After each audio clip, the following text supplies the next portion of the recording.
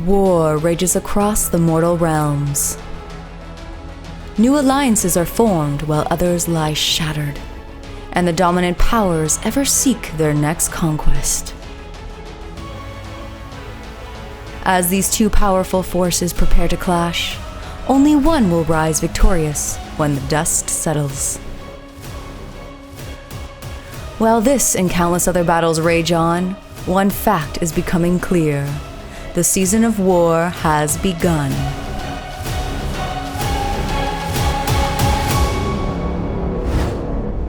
This video is brought to you by the support of our channel members and the FLGS Partners, Warfire Minis, and X-Planet.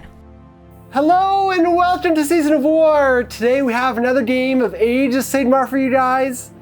We got Nagash facing off against some rebels. Yeah, some death on death action here. Yep. See where Nagash truly belongs. Yes, as voted for by our channel members on YouTube, so if you want to say in our matchups, that's one of the ways how you do it. Mm-hmm. So our members ended up voting for me to play Nagash. Ridge, you're borrowing Alex's Nighthaunt. Yes. Alex is MIA, so we stole his army. I know a lot of people have asked just in comments and stuff, like, Nighthaunt back on? Love Nighthaunt, so good to get him out, yeah. Yep, but it's going to be an interesting one here today. Firstly, because we are playing the mission, Position Over Power, 2 objectives across the center that'll be here all game, and then 2 flanked objectives that'll just be here for the first couple rounds. Yep. If you do control one of the flanked objectives, in addition to helping with hold 1-2 more, you get a bonus point if you hold it with a GC. Yeah. So that's important and doesn't make me feel like concerned at all. But jumping right into the list, Ridge, do you want to take us through your Nighthaunt? Yes, so I am playing the Ghosty Woasties, folks. So I'm running the Bladegeist one, so Scarlet Doom. So you'll see quite a few Bladegeist Revenants. So we have the Krogash Cruciator.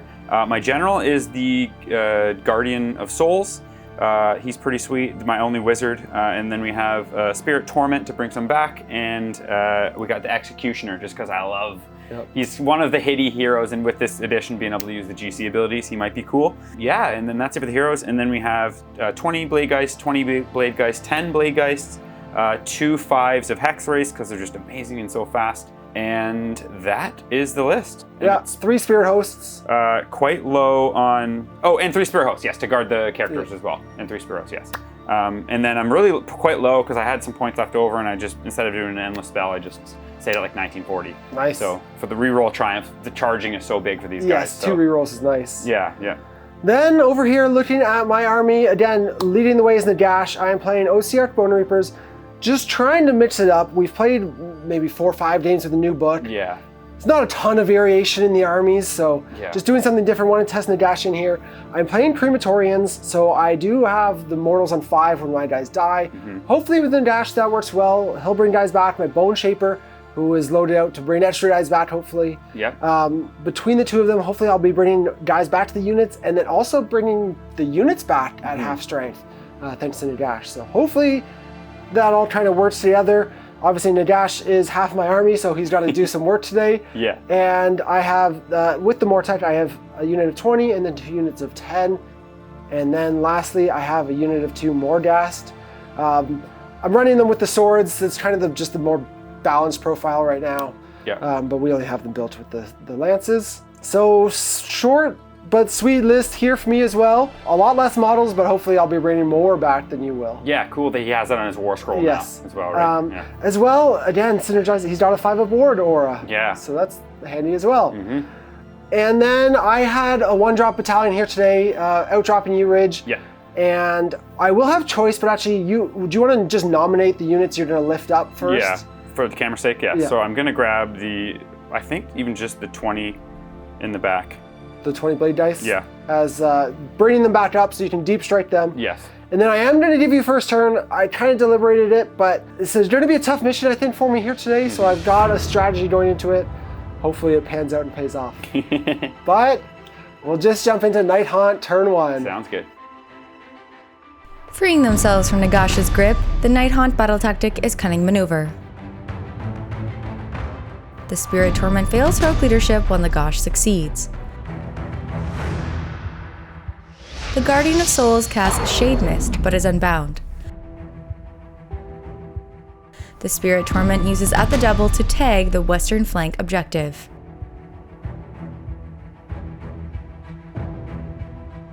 Enjoying our battle reports? Join our YouTube membership to support the channel and get an extra match every week.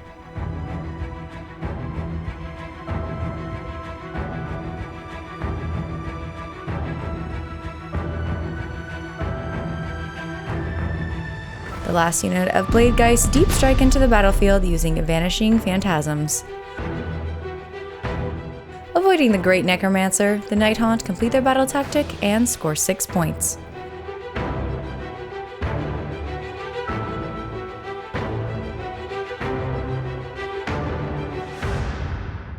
Okay, so back from Nighthaunt's turn. I don't know if this, I was going through my turn like, I think this is smart what I'm doing. Essentially, Nagash only moves 10, so I'm limiting you getting in me turn 1. Because you, on the possible double, yes, you can get into me, but I do have all my characters kind of bunkered here. I do have the mobility advantage, so I just decided to move the 1 GC over here, which you often do in these. Just throw 1 GC on the 1 point, and then I wasn't in between bringing my 20 down, but I figured that tactics are going to be kind of tough, so limiting your ability to get hold 2 and also even cunning maneuver. The ability to move and then charge can be better than deep strike a lot of the times. Yeah, having them on the table, exactly. Which, yeah, because no one wants to just constantly fail 9-inch charges. Yeah. So, yeah, it was a weird turn, but everything's on the board, and we'll see your turn 1, but yeah, I don't know. Yeah, it's going to be, again, this mission is going to be challenging, I think, for me here with this list, but we're going to see what struggles we have and if we can fight through them as we jump into Ossiarch Bonereapers turn 1. Sounds good. Ready to bring the wayward ghost to heel, the Ossiarch battle tactic is desecrate their lands. Nagash fails heroic leadership while the Cruciator succeeds. Nagash casts Protection of Nagash, Mystic Shield, and Reinforced Constructs on 10 Mortec. Then empower Nadirite weapons on 20 Mortec, but he has Arcane Bolt Unbound.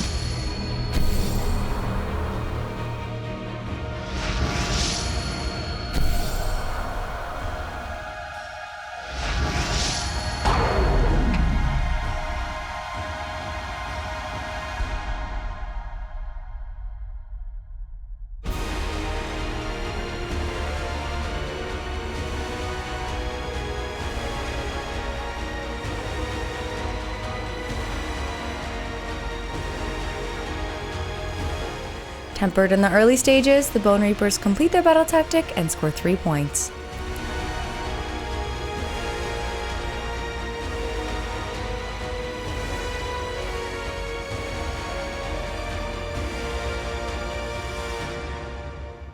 OBR turn 1 was pretty tame, not a ton for me to do. You stayed so far outside of my threat ranges. Yep. I could have teleported a hero here. I wouldn't have taken either objective. Yeah. Unless I could have gotten more bodies on or killed the hero, which was out of spell portal range, so not worth even the gamble of Hand of Dust. Yeah. So the only real option to me was like, I just moved up in my castle. I threw the defensive buffs on these Mortecs so I can possibly go try and take this objective for a turn or something. I don't even know if it's worth it because it's not sticking around forever. Yep. Maybe just try and come back in the late game. And battle tactics were super tough for me. I didn't have a lot of options, but Desecrate is one here with 2 terrain pieces in the center and the territories butting up to half in the middle. Yep. Made that possible, so I went for it just to get those points because I'm only getting 1 point for the primary, so it'll just be 3 points for the round. Yeah, that's still better than not getting a tactic. yeah, exactly.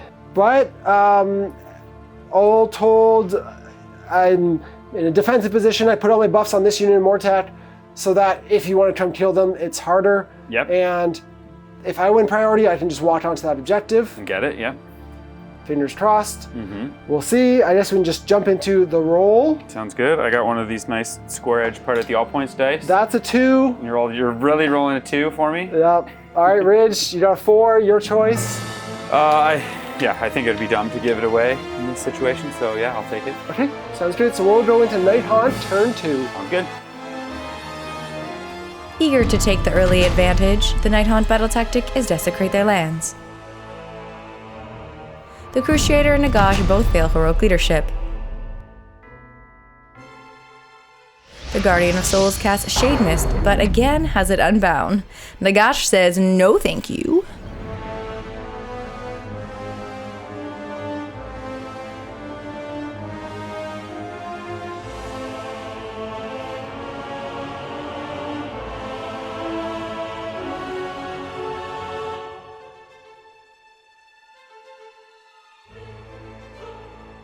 The Mortech redeploy, moving 4 inches.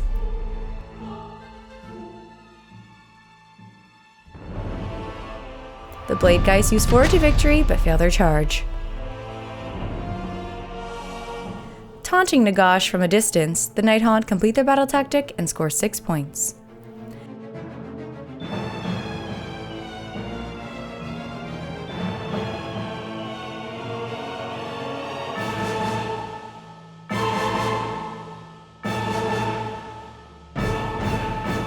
Okay, so back from another exhilarating turn. You're so scared of Nagash. I know, the ghosts are scared, no pun intended.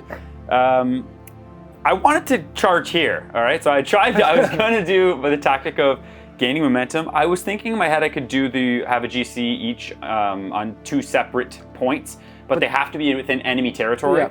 So I wasn't able to do that. And then the one where you have 2 GCs on, you have to take it from the person. Yeah. So I pretty much was to desecrate, kill something, hold more, like gaining momentum, which is, thank God I didn't go for that, because I knew I was at the point where I could make it a 7-inch charge, but then with a 6 redeploy. Or well, it was a 4-inch charge here. Or sorry, a 4, which you rolled a 4 to make it an 8. Yeah. So knowing it could make it an 8 or a 10, I'm like, I don't feel comfortable. I know he's gonna roll a 6 or a 5, and then I fail my tactic. When you need it. And here showed exactly, you re-rolled, still didn't make the 8-inch. Exactly. So it's and not the worst case, I'm heavily on that point, and then you're not getting to this point. So with these guys, that was my plan here. When you saw, I kind of went around here, and I was scared you were going to be able to redeploy, but we did the measurements, and we saw that you could get a few guys on. Had you got a few more guys on, I could have distributed a few more on. Put another unit, so it wasn't worth the redeploy for me. Exactly, and then I kept these guys outside of 9, so that you didn't redeploy after.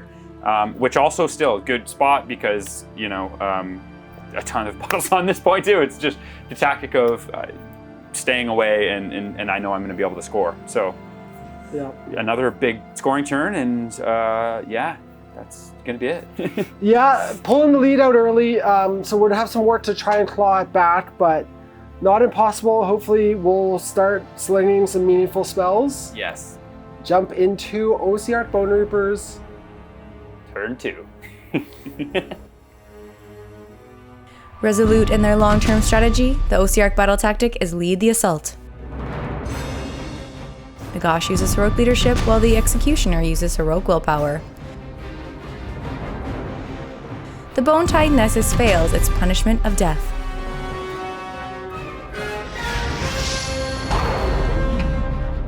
Nagash fails Mortal Contract, but casts Drain Vitality on the Blade Geist, Empower Nadirite Weapons, Reinforce Constructs, and Mystic Shield on the Mortech. Then casts Bone Tithe, Shrieker, and Arcane Bolt, but has Soul Seeker Unbound.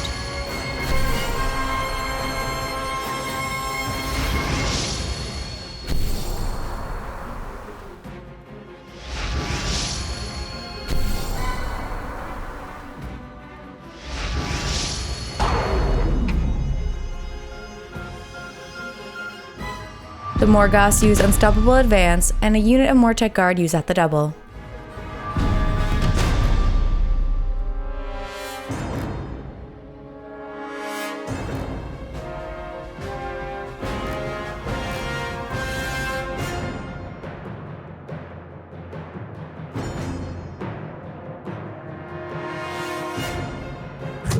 Nagash roars the Hex Wraiths. Bone Daddy ain't happy.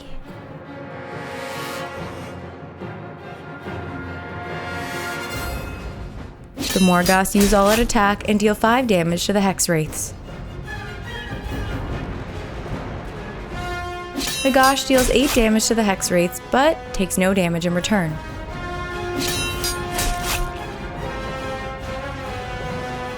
Ever the patient strategist, Nagash and the Bonereapers fail their battle tactic and score just 1 point.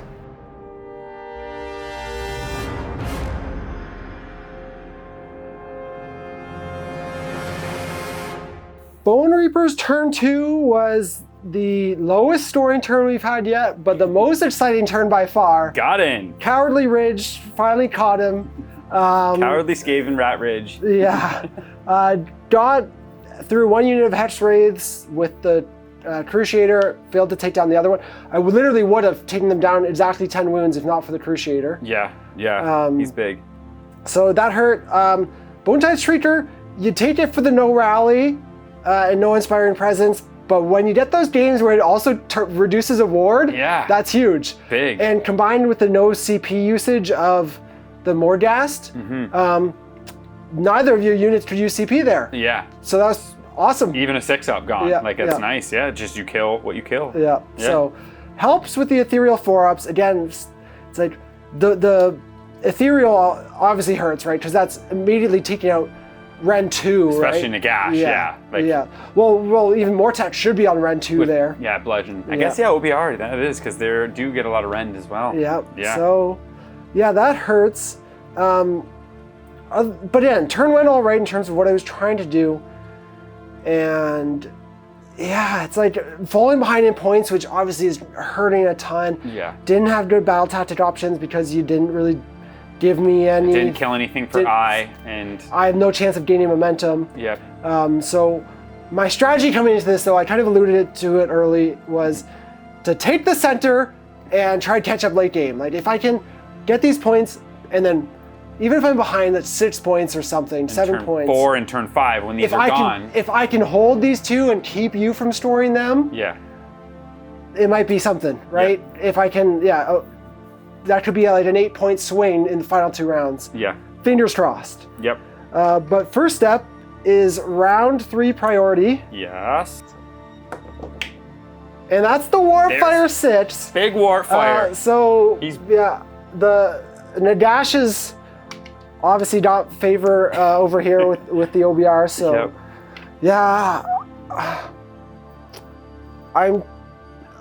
I'm scared of the double is one thing I'll say. If you go, you're scared to get double 3 to 4. Yeah, but I think I gotta take that gamble and try and get that point before you can come in and like really hit me too hard. Exactly. If you give me the turn, all these guys are collapsing on you, right?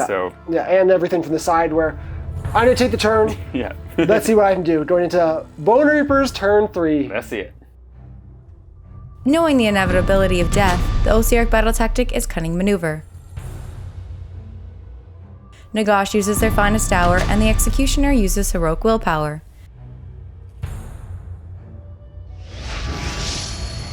Nagash has Mystic Shield Unbound, but casts Empower Nadirite weapons on the 20 Mortek, and Reinforce Constructs on another unit of Mortek.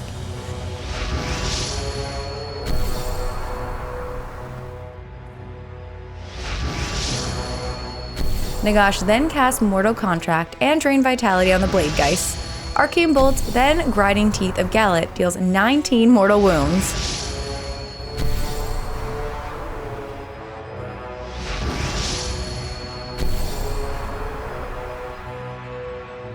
Oh, and then Nagash finishes off the Guardian of Souls with Soul Stealer. And I thought Techless was annoying.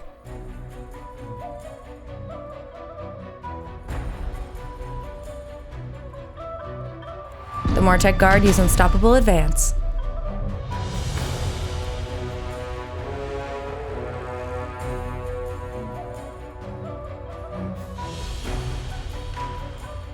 The Bone Shaper uses Tunnel Master, and the Cruciator redeploys, moving 5 inches.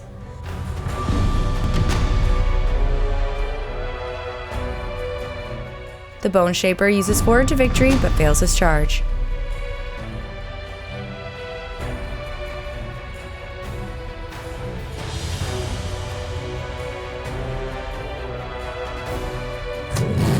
Nagash fails his roar, then the Executioner uses Staring Death in the Face on the Mortek.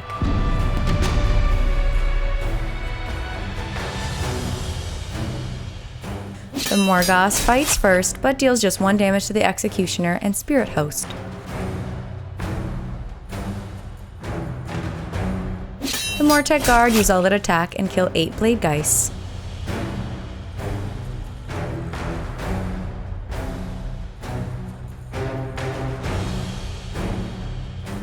The Blade Guys don't deal any damage to Nagash, but kill 5 Mortek, though they take 3 mortals in return. Nagash attacks and kills 3 more Blade Guys. The Executioner attacks the Mortek, killing 4, then the Spirit Host kills 1 more. The remaining Blade Guys flee to Battle Shock. Despite their devastating offensive, the Bonereapers fail their battle tactic and score just 2 points.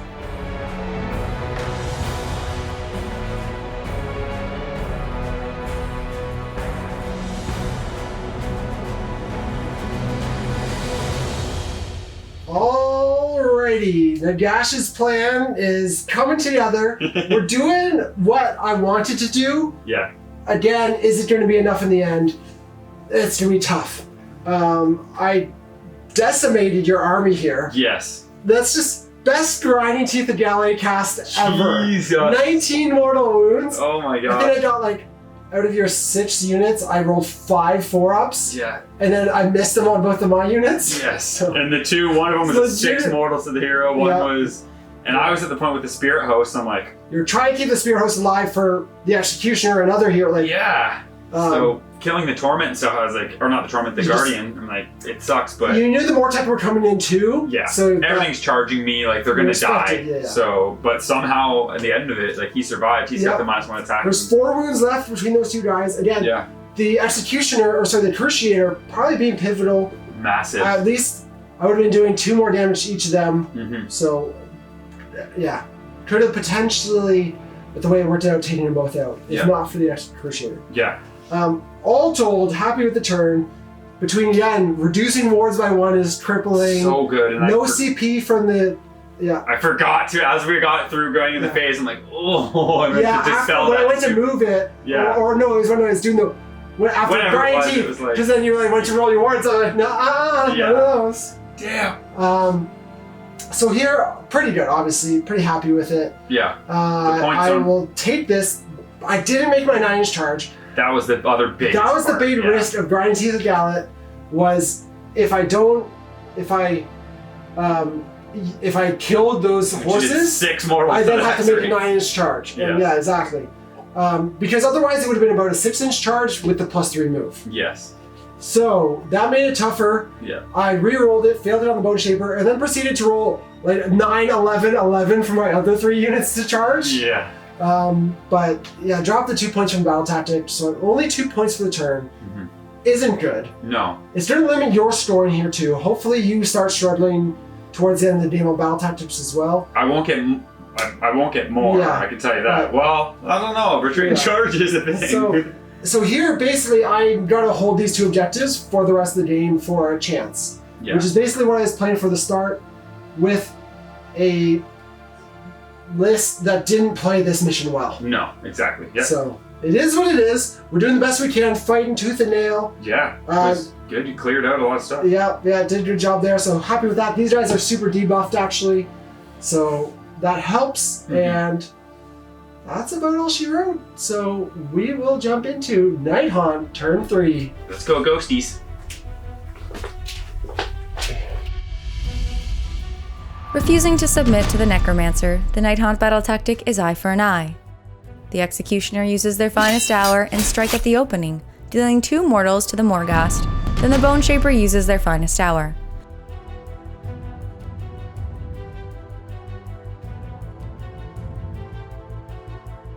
The Crusader uses at the double to automatically run 6 inches. The Bone Shaper redeploys, moving 4 inches. The Executioner uses Forward to Victory but fails his charge.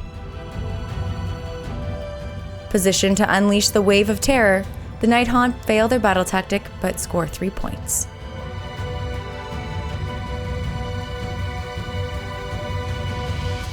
Alright, so back from Nighthaunt, bottom of 3. If you guys remember, when I always talked about when you're coming up with your plan, like trying to sway someone about like not saying who you're going to target or what's happening. Originally in my plan, I was thinking I'm going to kill that Bone Shaper for sure. Not going to go make anything look like Jordan's going to know.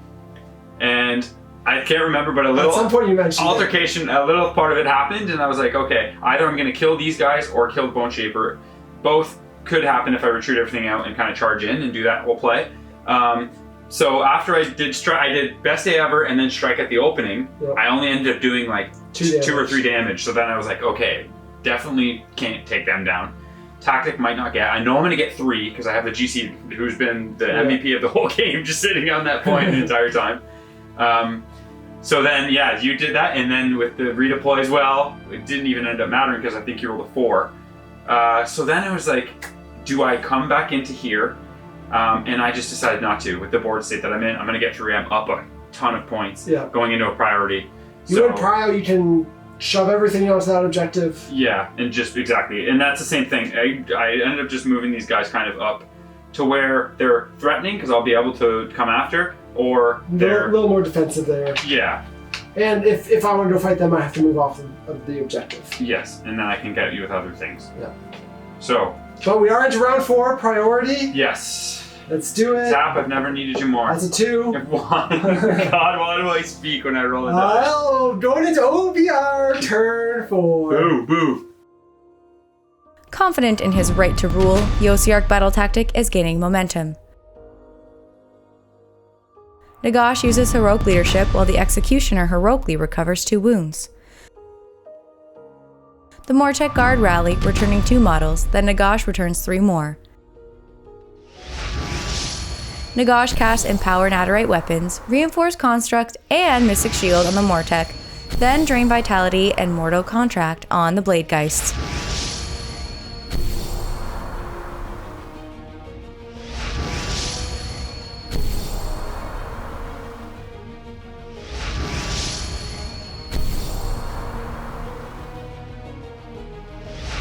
Next, Nagash casts Arcane Bolt, then deals 3 mortals to the Cruciator with Soul Stealer.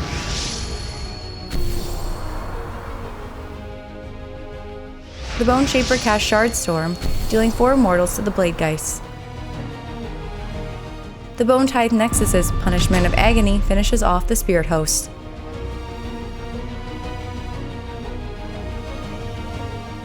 Two units of Mortek Guard use Unstoppable Advance.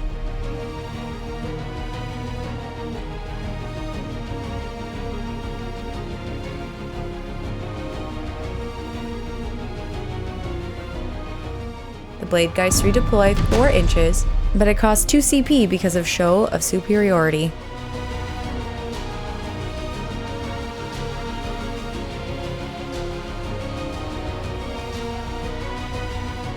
The 10 Mortek Guard use Forward to Victory and make their charge.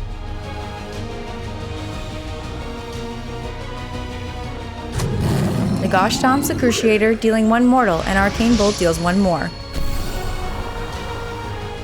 The Morgoth deals 7 damage to take out the Executioner, who fails, fueled by Gurish Rage. The Mortek finish off the Cruciator and take down 7 Bladegeists. The Bladegeists kill 6 Mortek, but take 1 mortal back and 2 more from Mortal Contract.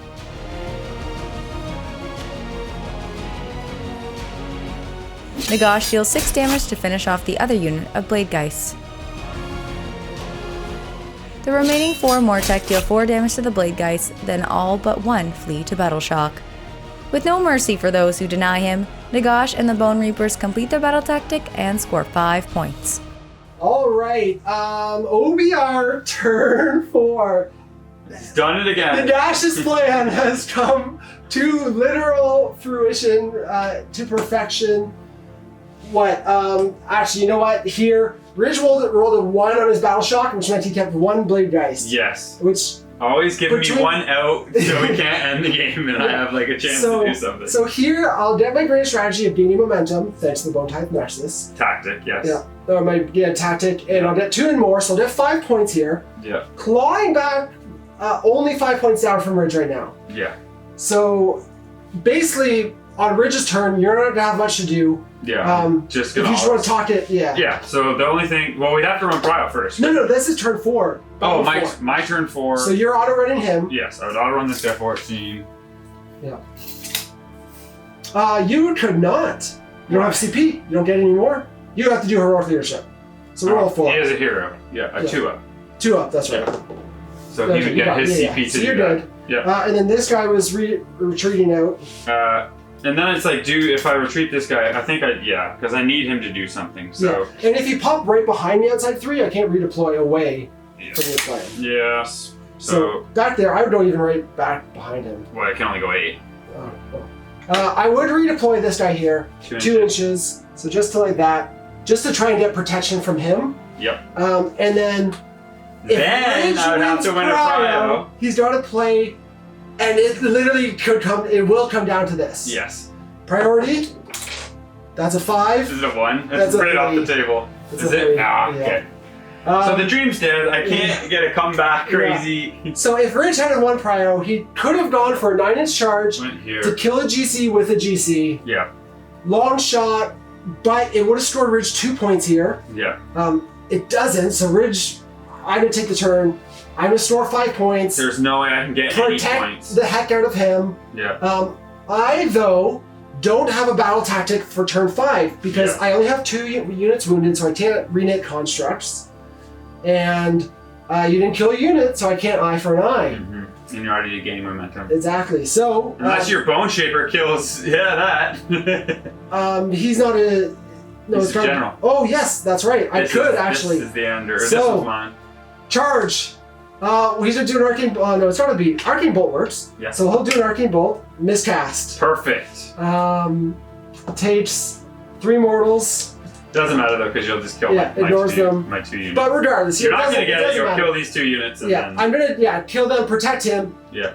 Even if I only store 3 points here, still down 2 points from Ridge at the end of the game. Yeah. If you store 0. Yes. But that nice grand strategy from OBR, I'll have at least 1, if not my other unit regenerating. Yeah, back to full. Mortec full. Yeah, unit of Mortec at max capacity. Yep. Grand strategy wins you the game here. By 1. Yep. Nagash's plan, first time one of his plans actually works. Yes.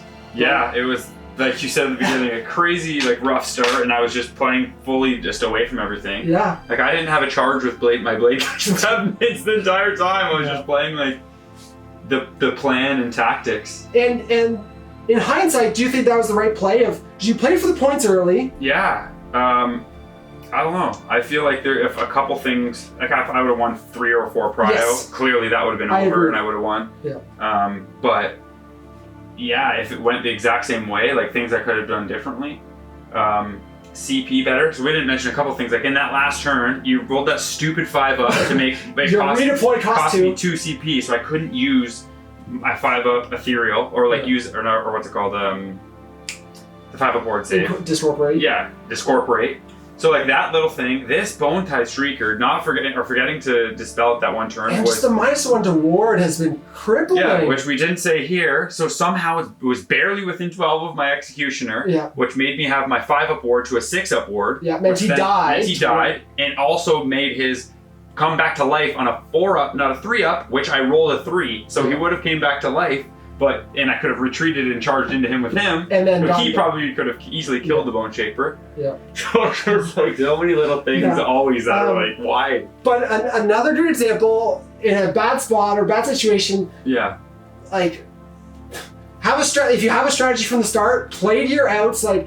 This is a fluke for OBR to pull out the victory here. Yes. Again, on the back of, I think, every priority. Yes. But this was knowing it is a bad spot, playing to my 1 linear plan of this is what I have to do to win. You know you can score him 4 and 5 and then kill my yarn. And I got the luck, which made it possible. And not much to say. That was a wild game, actually. I was turn 4, in the midway through, I'm this is one of those moments where it's just I know that I can't do anything, and I'm okay, he'll survive for sure, or at least I'll come back to life. I'm no, and it's just, it's gutting, but at the same time, it's obviously fun. As it's happening, it's literally one of the most, I think, surprisingly wild games where it looked like it was legitimately when we rolled up this mission and we were deployed, we're this is bad. Yeah, this might not make for a good game. Yeah. And we always play them through regardless, because AOS and anything can happen, yes, right? And dice. Anything can happen with dice. Yeah. And especially to, like, this kind of still shows you some weaknesses of OBR or, like, of things, right? Like, you can still see that this mission is maybe tough if you don't have Tunnel Master or if you don't, play to being able to go to the outsides. Yes. And yeah, I guess I would have had the chance to take turn 1, get it down there, but again, mentioned it at the top. Yeah. It would have sacrificed my GC off the start, right? Which would have been tasty. And this whole game, I'm thinking, like, this is days, hours, or the days, hours. Like, this is easy. Maybe that one thing I could have done is just got the Crusader out, maybe, and got away from the points. Knowing that even if I wasn't scoring that big 3 points at the end, did the math and knowing that could have happened. Yeah. Because I probably could have avoided that a lot better. I went for that play to put my execution here and try to charge the Bone Shaper and just failed with the reroll again. Just failed every charge this game. Yeah. Don't play Nighthaunt if you roll 4s and 3s. Also, we have to commemorate the best Grinding Teeth of Galet ever. Yes, of all 19 time. mortal wounds to my enemy. That was wild. Amazing. Yeah. So, yeah, definitely a wild game. Nagash, my first game within this edition, is probably over a year in total. Mm-hmm. You know what? The army is obviously thin. Yeah. Otherwise, I never got a chance to bring back my models. No.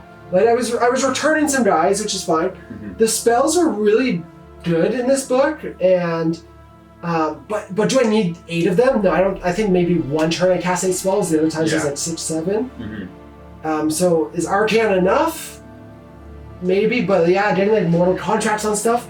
Getting those spells out is really big. Yeah, and the 5-up Soul ward. Stealer, I got D6 a couple times. That let me do some damage. Yeah, the 5-up ward is so he was good.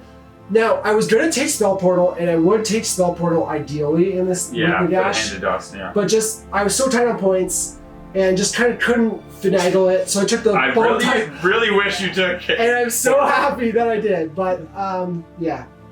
What else? Mordast, I think, they're not bad. The turning off CP was big a couple times. It was nice. Yeah, so got value out of them, and 6 wounds. If they're not like off alone as the one threat, you have to, like, the only threat, they can easily be taken out. Mm-hmm. But yeah, man. Yeah, for me, I guess that's the first time I played. I've played against it so much, and the first time I actually have played it. The Blade Geist list and these lists, I know playing against them, it's always one that, like, when you get hit with the double, that's where it's bad, because they don't have run and charge, they don't have bonuses to charge. So those 20 blocks, like, you can't usually, your opponent's not going to let you just be able to move outside and charge you. Yeah. So you usually need that double to be able to, like, set up and then in your turn move 8 and then charge everything. Or we see a lot of people that just also do the face roll, drop everything outside and go for the 9-inch charges, but that's a win or lose fast kind of not a reliable strategy. Exactly.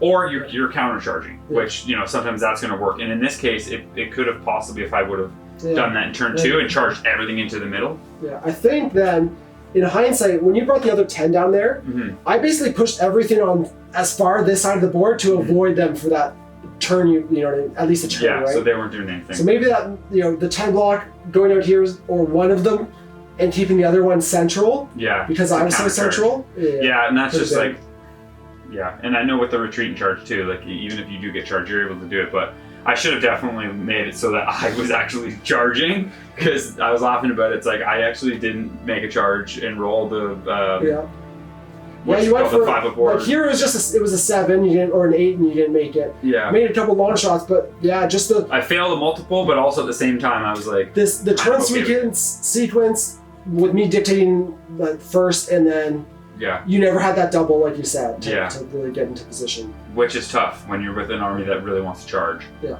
And get in there and then retreat and charge and everything. But and it is generally only kind of low to mid-range speed. Yeah.